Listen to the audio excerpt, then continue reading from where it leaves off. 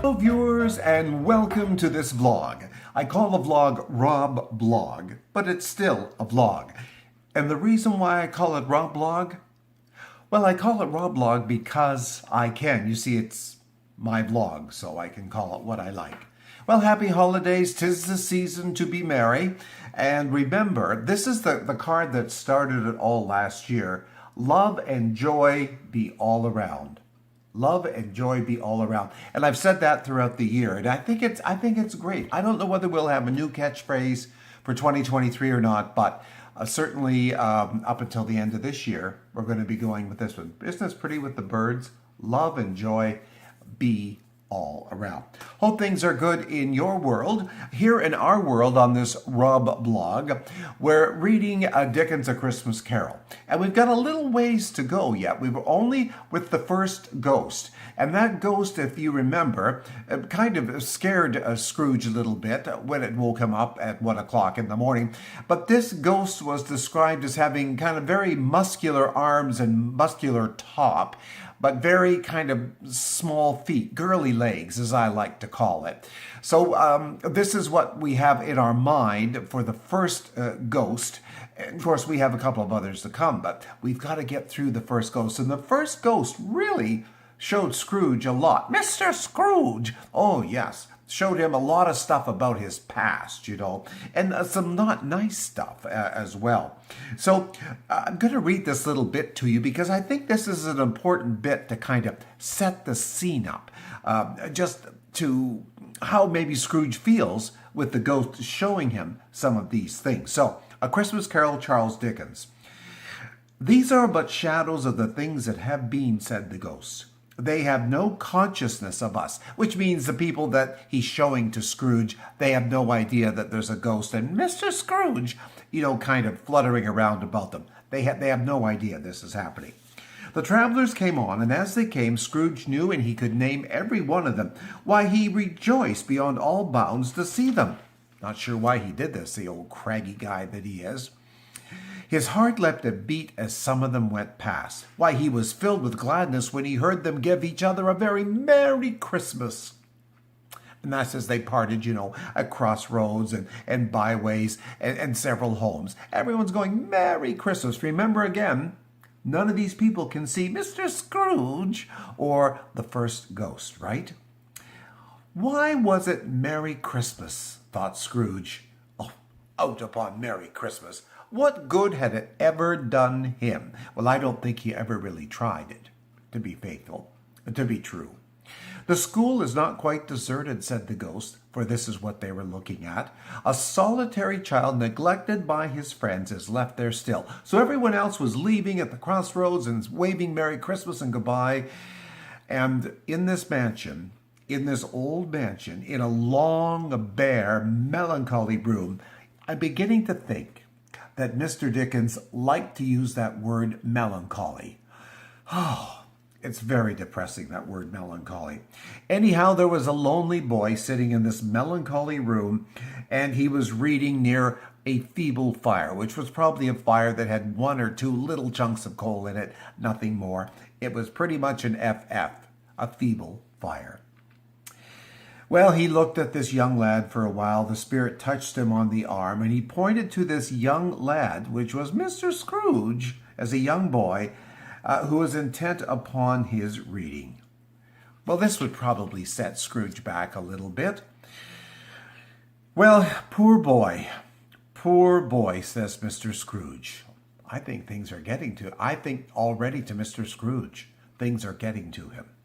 I wish, Mr. Scrooge muttered, putting his hand in his pocket and looking this way and that way about him. And after he dried his eyes on his cuff, he said, but it's just too late now.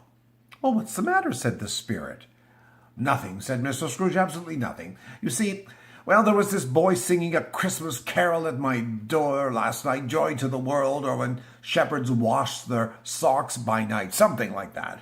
He was at my door, and as I think back now, I wish I had have given him something. That's all. Ooh, Mr. Scrooge, listen to you now. Get him. The ghost smiled thoughtfully and waved his hand, and maybe He's thinking he's starting to get through to Mr. Scrooge. Anyways, he snapped his fingers and waved his hand and said, let's see another Christmas. And in this Christmas, Scrooge's sister, Fan, came to bring him home. Oh, dear brother, she said, clapping her tiny hands. Is he a bit of a size queen, Mr. Dickens? There's the first ghost. Big muscular arms, muscular top, tiny feet. And now, Scrooge's sister, tiny hands. Okay. Yes, the child said, full of glee, I have come to bring you home, and home forever and ever. Oh, Father is so much better than he used to be, kinder than he used to be. Oh, what kind of a man was Mr. Scrooge's dad? Anyways, little Fan thinks that home now is much like heaven. Really? All righty then. I don't know whether Scrooge believed or not, because Daddy stuck Scrooge in this school, and as I just told you, everyone else got to go home, but not Mr. Scrooge. He had to stay there by this distraught little fire with 1 or 2 pieces of coal. It was very sad. Well, we move on now. We move on to a few years later, and the ghost is showing Scrooge. Always a delicate creature whom a breath might have withered, said the ghost. Now, he's talking about Scrooge's sister again, Fan, but as I said, many years on. She had a very large heart. Oh, so she had, said Mr. Scrooge. I will not gainsay it, spirit, God forbid. Well, she died a woman, said the ghost, as she had, I think, children.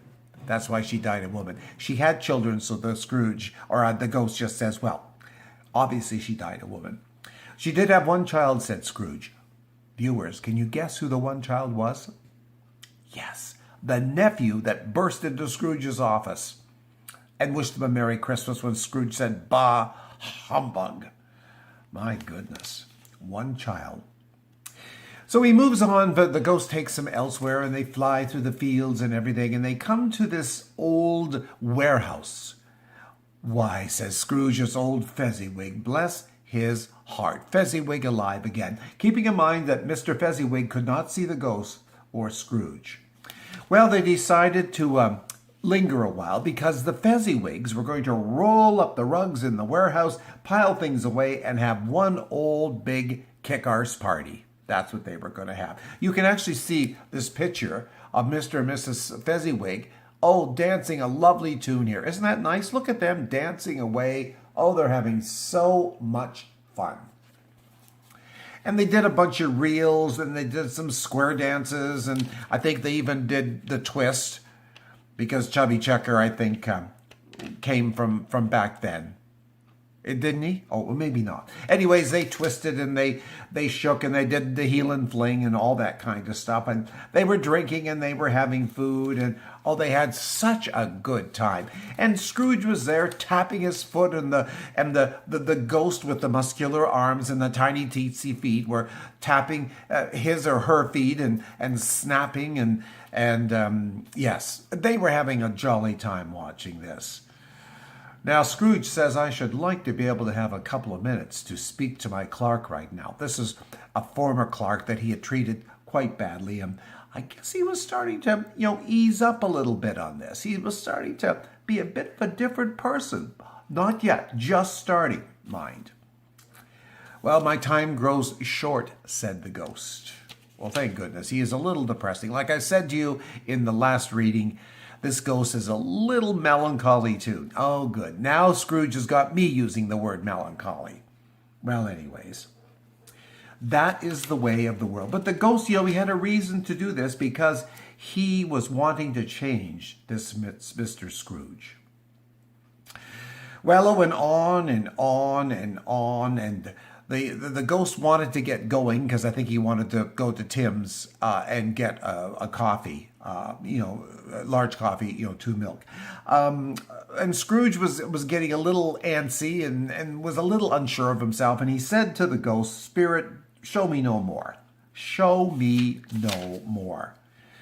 Well, unfortunately, what the ghost decides to do is show Scrooge a gal friend that he had, that because of the way he was and worried about money and all this stuff, many, many years ago this is, and her name was Belle, by the way, and the ghost is going to take him and basically show Mr. Scrooge how his would-be wife turned out, Belle, and how her life turned out.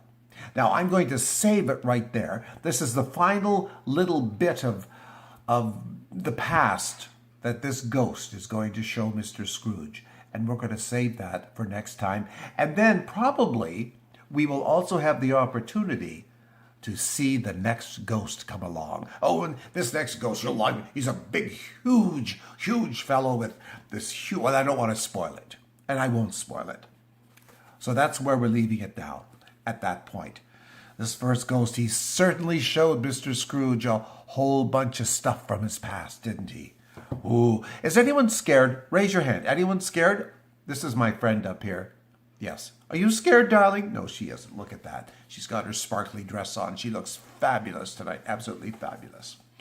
So everybody remember, love and joy be all around. And that's it for this Rob Blog. And we will see you next time right here on this Rob Blog channel. Take care of yourselves. Happy holidays. See you soon. Bye now.